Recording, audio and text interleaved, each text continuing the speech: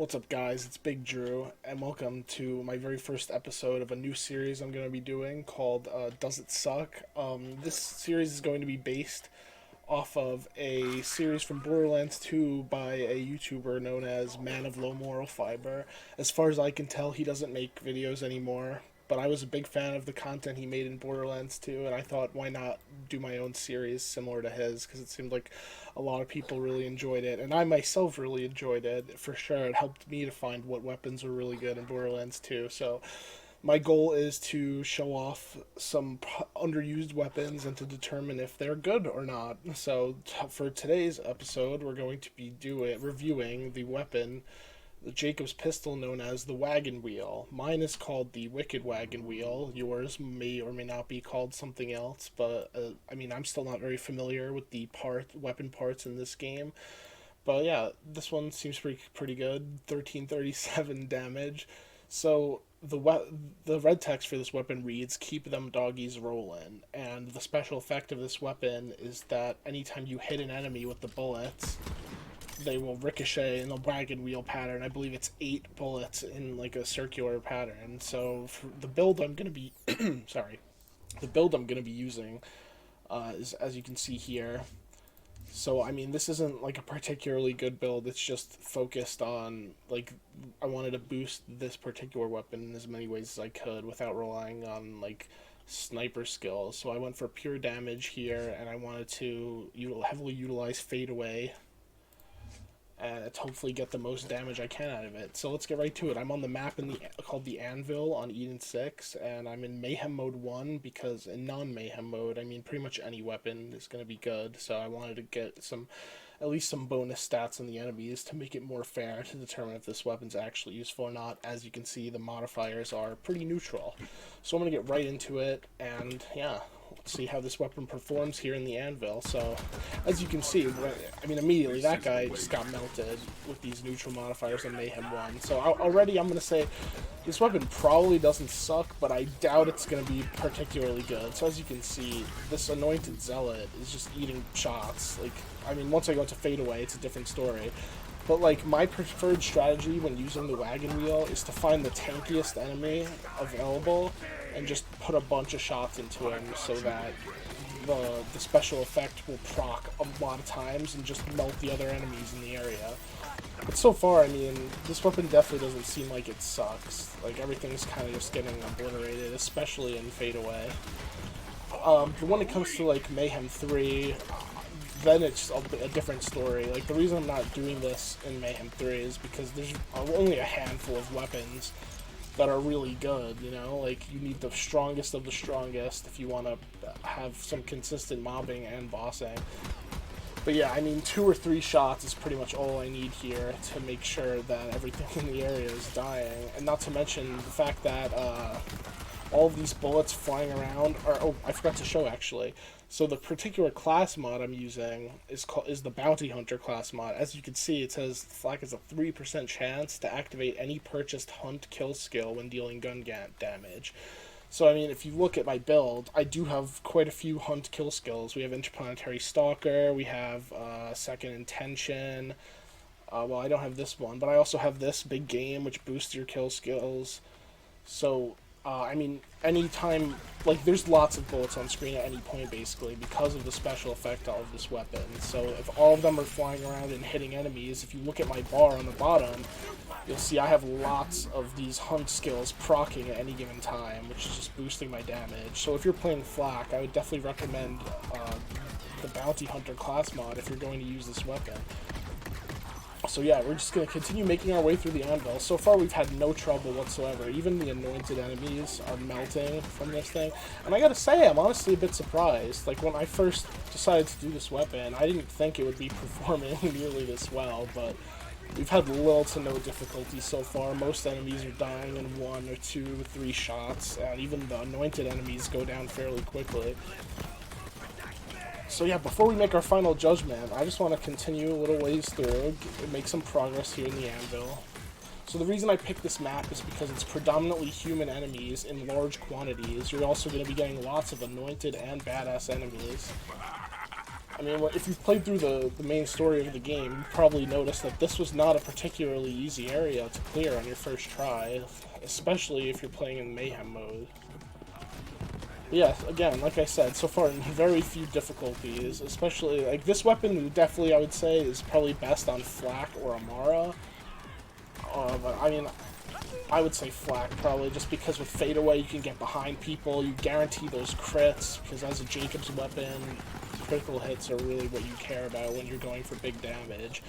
So, I mean, Fadeaway combined with Flak's capstone skill, known as Megavore, which allows you to hit critical hits on any part of an enemy's body, you're going to be hitting crits non-stop. You're going to be doing lots of damage with this thing. Like, as you can see, even without Fadeaway, this Anointed Maniac is getting really just melting pretty much for Jacob's weapon. Like, I'm a big fan of Jacob's weapons in general, but to say they're, like, one of the best is... I wouldn't really agree with that, but they're... I mean, this thing sure seems to be doing well. I really hate these guys, the Anointed Tanks, because they're so unfair, man. Thank God for Flak's pet, you know, coming in clutch with the revive. But yeah, I mean, this is where the Wagon Wheel really struggles, I would say, against anointed enemies, just in general. And anointed enemies and boss enemies, wow, sorry. But I mean, pretty much against these kind of enemies, you're gonna rely heavily on Fadeaway to be doing all your damage, which, I mean, it's kind of Flak in a nutshell, but still. Okay, here's a good example. A badass, right? Not an anointed. Okay, I died again, but I had no Fadeaway there. But still, I mean, the damage isn't bad. It's not very good either. But for sure, I would say this weapon definitely is usable, at the very least. It's definitely not going to be... Wow, you're still big. What the heck? It's definitely not going to be your go-to weapon in every situation, that's for sure. But if you want to have fun with the Jacob's weapon and do some good mobbing, I mean, it's definitely a decent weapon for that, for sure. But I would not recommend using this against bosses in pretty much any situation. So yeah, we're almost... well, let's just keep going for a bit and see. There should be... Yeah, this area is kind of difficult. Like, you got a lot of enemies spawning at once, and this will be a good test. Wow, my aim... Oof. Come on, buddy. Can you, like, stop hiding, please?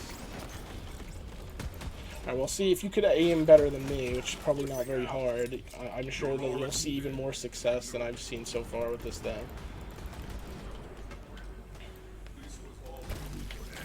Hey, that guy got one shot. That was cool. Come on.